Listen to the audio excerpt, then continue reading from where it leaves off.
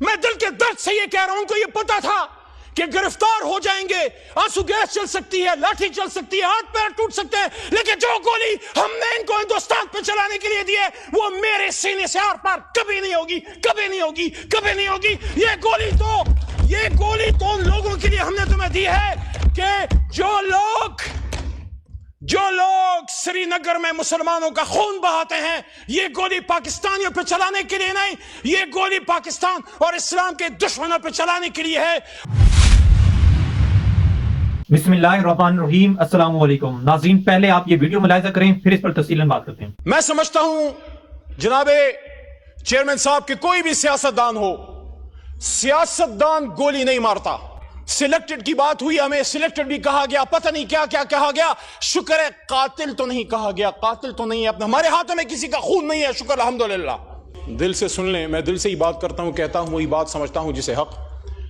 میں زہر حلاحل کو کبھی کہہ نہ سکا قند، اپنے بھی خفا مجھ سے ہیں، بیگانے بھی نہ خوش، کہتا ہوں وہی بات، سمجھتا ہوں جسے حق۔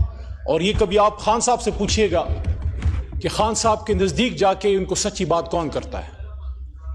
دیکھیے جناب چیئرمین صاحب، آج جب یہاں ہم گفت و شنید کی بات کر رہے ہیں تو آج سے 1450 سال پہلے قرآن میں یہ ہمیں اللہ کہہ چکے ہیں اپنے حبیب صلی اللہ علیہ وسلم کے ذریعے کہ وَأَمْرُهُمْ شُورَى بَيْنَهُمْ، کہ جب آپ کے بیچ میں کوئی مسئلہ ہوتا ہے تو آپ شورا کیجئے۔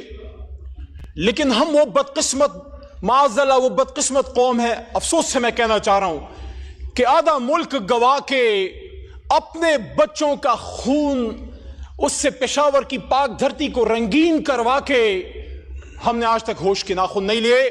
یہ ایسا ملک ہے جس میں ایک وزیر اعظم پھانسی چڑھ گیا، دوسری کا گوشت ہوا میں اس کا خون لہرا گیا، ایک آزادی کے اگلے سال شہید کر دیا گیا، اور ایک گولیاں کھا کے 500 دنوں سے جیل میں پڑا ہوا ہے، کھڑا ہے، مضبوط کھڑا ہے، لیکن ہم نے ہوش کے ناخن نہ لیے۔ میں سمجھتا ہوں جناب چیئرمین صاحب کہ کوئی بھی سیاستدان ہو، سیاستدان گولی نہیں مارتا، سیاستدان بات کرتا ہے۔ سیاستدان کی خوبی یہ ہے کہ وہ بغیر لڑے آپ کو ملک دے دیتا ہے۔ وہ پیچھے تصویر لگی ہے، گھوڑے پہ بیٹھ کے ہاتھ میں بندوق تھامے پاکستان آزاد نہیں ہوا تھا۔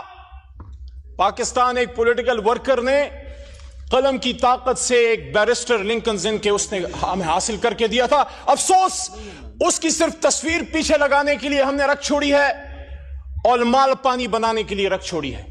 کہتے ہیں قائد اعظم 2 تو کام ہوگا، شرم نہیں آتے ہمیں؟ یہاں بڑی بڑی پولیٹیکل لیگیسیز ہیں اور سب کا مجھے احترام ہے، کیونکہ ایسے نہیں بنتی، قربانیوں سے بنتی ہے۔ غفار خان بابا کی بھی لیگیسی ہے، آج جو ان کے پوتے نواسے کر رہے ہیں اس سے میرا کوئی کام نہیں ہے، لیکن میں عزت تکریم دیتا ہوں غفار خان بابا کو بھی، ولی خان صاحب کو بھی۔ بھٹو صاحب کی بھی لیگیسی ہے، مسلم لیگ کی بھی لیگیسی ہے۔ لیکن میرے بھائیوں، مجھے آپ یہ تو بتائیے، یہ جو اس وقت ڈی چوک میں شہید ہوئے پڑے تھے، ان کو کیا ہندوستان میں آ کے مارا ہے؟ آرمی پبلک سکول کا سانحہ کل کی تاریخ میں ہوا تھا۔ 16 دسمبر پاکستان کی تاریخ کا سیاہ ترین دن ہے۔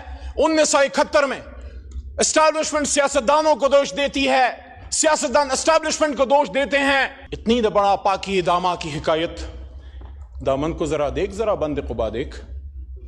کوئی کہتا ہے جنرل یحییٰ نے فوج کشی کی، کوئی کہتا ہے تم نے ادھر ہم ادھر تم کا نعرہ لگایا، کوئی کہتا ہے ہائبرڈ رجیم ہے۔ یہ ہائبرڈ رجیم کیا 2017 سے آئی؟ 1986 میں جب محترمہ بے نظیر بھٹو شہید پاکستان اتری ایگزائل کے بعد، پاکستان کی تاریخ شاید ہے کہ یا وہ دن تھا یا 30 اکتوبر 2011 جب پورا لاہور نکل آیا تھا، یا پورا لاہور بے نظیر کے لیے نکلا ہے یا عمران خان کے لیے نکلا ہے۔ لیکن جب سن 86 میں، میرا سوال آج اس پارلیمنٹ سے یہ مقدمہ جمہوریت ہے، میں کسی نواز شریف زرداری یا عمران خان کی بات نہیں کر رہا، میں اس پارلیمنٹ کا، اس جمہوریت کا رونا رو رہا ہوں کہ آج ہمیں ہائبرڈ رجیم کی بات کی جاتی ہے، یہاں سلیکٹڈ کی بات ہوئی، ہمیں سلیکٹڈ بھی کہا گیا، پتہ نہیں کیا کیا کہا گیا، شکر ہے قاتل تو نہیں کہا گیا، قاتل تو نہیں ہے، ہمارے ہاتھوں میں کسی کا خون نہیں ہے، شکر الحمدللہ۔ یہاں بے شمار لوگ آیا کرتے تھے، اسی ڈی چوک میں پرویز خٹک اور شیخ رشید عمران خان کے حکم پہ جا کے انگیج کرتے تھے. یہاں اساتذہ کرام آئے, یہاں LHVs آئیں, یہاں نرسز آئے, یہاں سرکاری ملازمین آئے, یہاں علماء کرام آئے, یہاں بلاول صاحب آئے, یہاں مریم نواز صاحب آئیں. ہم نے انگیج کیا, نہ گولی چلائی, نہ کسی کو پکڑا. 24 گھنٹے سے زیادہ ریکارڈ کسی کے پاس نہیں ہے کہ ہم نے کسی کو جیل میں رکھا. جناب چیئرمین صاحب, یہیں اسی کرسی پہ قائد ایوان تشریف فرما تھے شہباز شریف صاحب, اور میں نے ان کے سامنے یہ گوش گزار کی بات, میں تقریر کے دوران چٹے نہیں پڑتا, مجھے پتا ہے میں نے کیا کہنا ہے. میری عمر گزر گئی ہے, 10 سال میرے اس پارلیمنٹ میں گزر گئے ہیں. واللہ میں نے یہاں لڑائی دیکھی ہے. ایسے لگتا ہے جیسے ہم گھروں سے یہاں لڑنے کے لیے آتے ہیں, جیسے یہ کیمراز بند ہوتے ہیں پھر آپس میں چائے پیتے ہیں. یہ منافقت نہیں ہے. ایک دوسرے کی شادیوں میں جاتے ہو, ایک دوسرے سے ملتے ملاتے ہو, اکٹھے جا کے عمرے کرتے ہو, لیکن جب قوم کی بات آتی ہے پھر آپس میں لڑتے ہو. کس کو دکھانے کے لیے؟ اللہ کو راضی کرو یار. عزت ذلت عمران خان, نواز شریف یا زرداری کے ہاتھ میں نہیں ہے. عزت و ذلتوں کا مالک وہ ہے جس کے 100 نام اوپر لکھے ہوئے. آج وہ بات کرو جو خدا لگتی بات ہو, جو حق لگتی بات ہو. ایبٹ آباد ڈویژن میں جناب چیئرمین صاحب, میں ایک ایک شہید کے گھر گیا ہوں. یہاں چھوٹا بھائی ادھر بیٹھا ہوا تھا, عطا تارڑ صاحب, اس وقت نہیں ہے. میں ان کو کہتا ہوں, عطا بھائی میں آپ کو ہاتھ سے پکڑ کے میری گاڑی میں, اس میں میرا اپنا ذاتی پیٹرول ہے, میرے ساتھ چلیں. کم از کم جن شہیدوں کو میں جانتا ہوں ان کے قبروں پہ میرے ساتھ جائیں. اور میرا آپ سے وعدہ ہے, رینجر کا شہید آپ کا نہیں, میرا بھی شہید ہے, اکٹھے رینجرز کی شہادتوں اور دعاؤں پہ بھی جائیں گے. لیکن ایبٹ آباد ڈویژن نتھیا گلی کے ٹاپ میں ایک پہاڑی کے سرے پہ ایک نوجوان مبین ملک کی جو شہید ہوا ہے یہاں, اور اس کی جو گولی باڈی پہ لگی ہے وہ آر پار نہیں گئی, اس میں ایک بولٹ وونڈ ہے. اور یہاں لائرز بیٹھے ہیں, مروت بیٹھا ہے پیچھے, مروت صاحب بیٹھے ہیں, آپ بھی لاء کے اسٹوڈنٹ ہیں. جب باڈی سے گولی آر پار نہیں جاتی, اس کا کیا مطلب ہے؟ اس کا مطلب ہے کہ اٹس اے سنائپر شاٹ. اس کی چھوٹی بچی آیت نور, یقین کریں بہت خوبصورت فرشتے جیسی چھوٹی سی بچی اس کے باپ کے ہاتھ میں تھی, اور اس کی قبر پہ میں بیٹھا, اور اس کے باپ کی خالی آنکھیں, کیونکہ اس کا بیٹا یہاں شل پمپ پہ مزدور تھا. کیا گناہ کیا تھا اس نے؟ وہ بھی تو کسی کا بلاول تھا, وہ بھی تو کسی کا قاسم یا سلیمان تھا یا حمزہ تھا. ایبٹ آباد کا عبد القادر, اس کا چھوٹا بیٹا حزب اللہ, رات کے اندھیرے میں جب آگ ہم نے جلائی, ان کے گھر میں بیٹھنے کی جگہ نہیں ہے. ایبٹ آباد کی سردی کا آپ کو پتا ہے, کھلے آسمان تلے آگ جلا کے ہمارے ساتھ وہ بیٹھے ہوئے تھے. اس کا چھوٹا بچہ حزب اللہ جو مدرسے اور اسکول میں پڑھتا ہے, سوال کرتا ہے کہ میرا باپ کیوں مرا؟ آرمی پبلک سکول میں تو دہشت گرد آئے تھے, یہاں کون آیا تھا میرے بھائی؟ یہاں کون آیا تھا؟ پارلیمنٹ کے سامنے لا الہ الا اللہ محمد الرسول اللہ کے سامنے یہاں گولیاں چل رہی تھی. یہاں میں کہا جاتا ہے نہیں مارا تو کس نے مارا؟ Forget about this point that they were the workers of Pakistan Tehreek Insaf. They were Pakistanis, and according to the Constitution of Pakistan, Article 9. Article 9. اور میں اپریشیٹ کرتا ہوں یہاں آج رانا ثناء اللہ نے, رانا صاحب نے اچھی بات کی ہے کہ دونوں طرف جو شہید ہوئے ہیں ان سب کے لیے انا للہ و انا الیہ راجعون پڑھنی چاہیے. میں پڑھ چکا ہوں. یہ دونوں طرف کے نہیں ہیں, یہ ایک طرف کے ہیں. کاش ہم سمجھ پائیں. حضور صلی اللہ علیہ وآلہ وسلم کی حدیث کا مفہوم ہے کہ وقت تم پہ ایسا آئے گا کہ مارنے والا بھی مسلمان اور مرنے والا بھی مسلمان. لیکن میرے بھائیوں, میرے پاکستانیوں, میرے چیئرمین صاحب, آپ خود ایک ایسے صوبے سے ہیں جو ہمیشہ مشکلات کا شکار رہی ہے, ایک ایسے شہر سے ہیں جہاں ہمیشہ خون کی ہولی کھیلی گئی ہے. مجھے جس چیز کا دکھ ہے بطور پاکستانی, آپ سب میرے بھائی ہیں, میرے کسی سے نفرت نہیں ہے. وہاں جس سیٹ پہ عطا تارڑ بیٹھے ہیں, وہاں میں نے جب 9 اپریل کی رات سپیچ کی تھی, آپ ادھر 170 بیٹھے ہوئے تھے. مجھ سے اکثر پوچھا جاتا ہے تمہیں ڈر نہیں لگ رہا تھا اس رات؟ تم اکیلے تھے اور یہ 170 تھے. میں نے کہا میں ان کو دشمن نہیں, صرف ایک سیاسی مخالف سمجھتا ہوں, مجھے ان سے کوئی ڈر نہیں تھا. لیکن مجھے جس چیز کا دکھ ہے وہ یہ ہے کہ جو یہاں ڈی چوک پہ شہید ہوئے ہیں آغا صاحب, ان کی نہ صرف جان گئی ہے بلکہ ان کا مان بھی ٹوٹا ہے. میں دل کے درد سے یہ کہہ رہا ہوں, ان کو یہ پتا تھا کہ گرفتار ہو جائیں گے, آنسو گیس چل سکتی ہے, لاٹھی چل سکتی ہے, ہاتھ پیر ٹوٹ سکتے ہیں, لیکن جو گولی ہم نے ان کو ہندوستان پہ چلانے کے لیے دی ہے وہ میرے سینے سے آر پار کبھی نہیں ہوگی, کبھی نہیں ہوگی, کبھی نہیں ہوگی. یہ گولی تو ان لوگوں کے لیے ہم نے تمہیں دی ہے کہ جو لوگ سری نگر میں مسلمانوں کا خون بہاتے ہیں, یہ گولی پاکستانیوں پہ چلانے کے لیے نہیں, یہ گولی پاکستان اور اسلام کے دشمنوں پہ چلانے کے لیے ہے. اور آج ہم سے بات کی جاتی ہے کہ بتاؤ, ہمارے پشتوں میں کہتے ہیں مڑم شمو پڑھم شم, مار بھی دیا اور میں ہی گناہگار.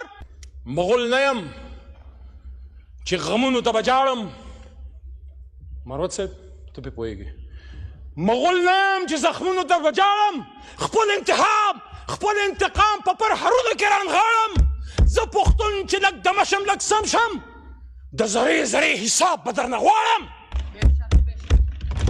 وقل جاء الحق وزهق الباطل ان الباطل كان زهوقا. مذاکرات نکل آئے گا عمران خان بھی انشاءاللہ 500 دنوں سے کھڑا ہے. ہم مذاکرات کی بھیک نہیں مانگتے. اگر تم سمجھتے ہو کہ اس کا اندر رکھ کے ملک چلا سکتے ہو چلا کے دیکھ لو. ہم ایک مطالبہ کرتے ہیں ڈی چوک کے خون کا انصاف چاہیے. ہمیں اور کچھ نہیں چاہیے. مجھے بھی ساتھ عمران خان کے اندر ڈال دو. 78 دنوں تک رہا ہوں میں. خواجہ صاحب نے کہا نا میں اس بات سے ایگری کرتا ہوں. خواجہ آصف نے کہا کہ عزت سے جیل گزارنی چاہیے. 78 دن تک رہا ہوں. ایک ایسے آدمی کا پوتا ہوں جس نے پاکستان بنایا تھا. اس آدمی کے ساتھ جیل کا دکھ نہیں.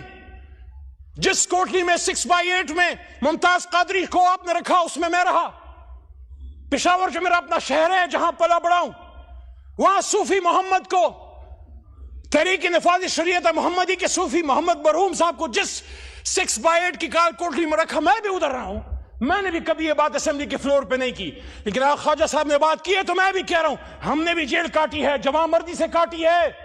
لیکن مجھے دکھ اس دن ہوا جب اپنے مردان میں جب میرے تمام 3 MPOs ختم ہوئے تو جو میرے سامنے چارج شیٹ رکھی گئی اس میں آرمی ایکٹ تھا, اس میں سیکرٹ ایکٹ تھا, اس میں ATC تھا. دیئر انڈرسٹینڈنگ یہ دونوں وکلا اور پیچھے کاکڑ صاحب بھی شاید بیٹھے ہوں وہ بھی سمجھتے ہیں. کیا پاکستان بنانے والا علی محمد کیونکہ اگر میرے دادا یا آپ کے نانا نے پاکستان بنایا تو ہم نے بنایا. کیا وہ سیکرٹ ایکٹ یعنی پاکستان سے غداری کا مجرم ہوگا؟ کیا وہ دہشت گرد ہے؟ وہ مردان جس نے مجھے 3 بار عزت دی اس وقت 2 بار پاس ہوا تھا. آپ نے مجھ پہ میرے مردان میں دہشت گردی اور ملک سے غداری کا فتویٰ لگایا. اس کے چند مہینے بعد مردان نے مجھے 1 لاکھ سے زیادہ ووٹ دے کے واپس ادھر سے ایوان میں بھیج دیا. دیکھیں خدا لگتی بات کریں. یہ پاکستان مغربی پاکستان والوں نے نہیں مشرقی پاکستان والوں نے بنایا تھا. بنگالیوں نے بنایا تھا. ہم ان کو 2nd درجے کے سٹیزن سمجھتے تھے. ہم ان سے بات کرنا توہین سمجھتے تھے. ہم سمجھتے ہیں یہ لڑ نہیں سکتے.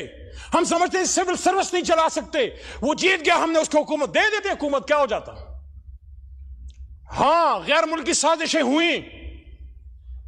وہ کیا کہتے ہیں کہ دیوار کیا گری میرے کچے مکان کی لوگوں نے میرے گھر میں میرے آنگن سے یا گھر سے رستے بنا لیے. جب ہم نے حق نہیں دیا تو پھر اگر تلا سازش ہوئی. جب ہم نے حق نہیں دیا تو مکنی بہانی بنی اور اندرا نے اس کو اندرا گاندھی نے سپورٹ کیا. لیکن بنگالی یہ بھی تو اپنے آپ سے سوال کیجئے وہ بنگالی جو ہم سے پہلے پاکستان زندہ باد کہتے تھے وہ